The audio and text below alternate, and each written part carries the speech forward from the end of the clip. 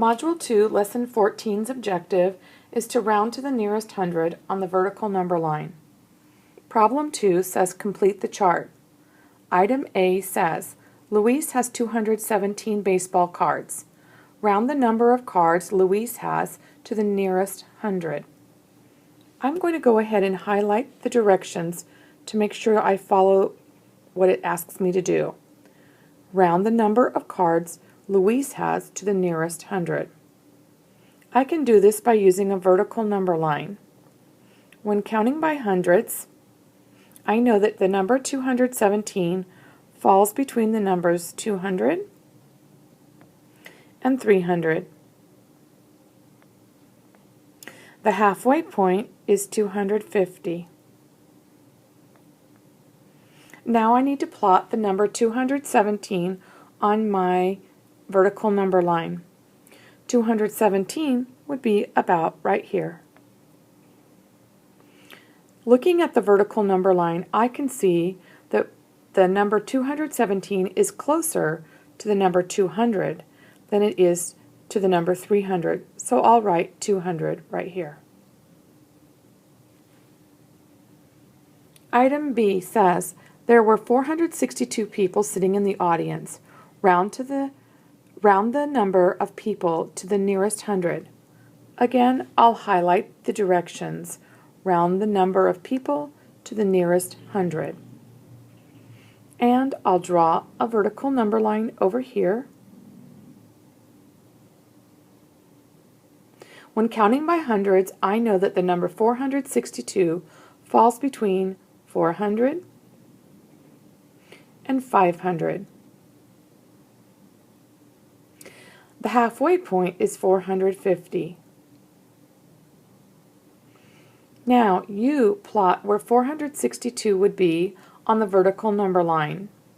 Then decide, is it closer to 400 or 500?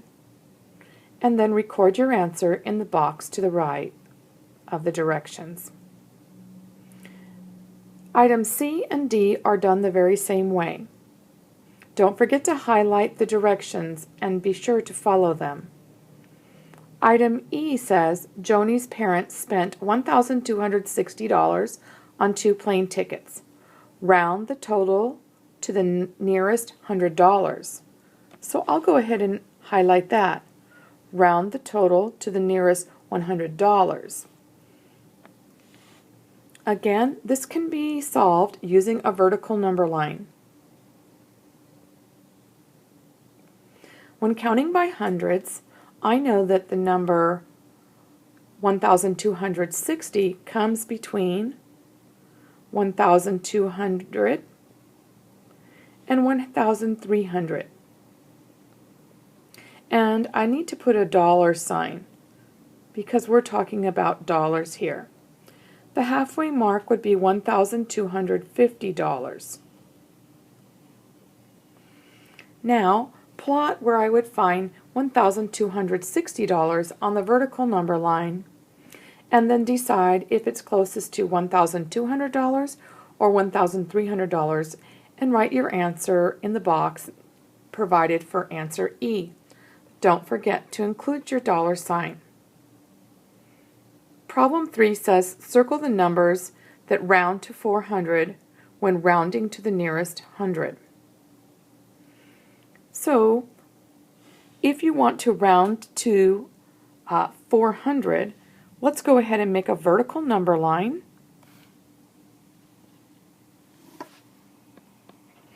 All of those numbers that are listed are in between the numbers 300 and 400, with the midpoint or halfway point being 350.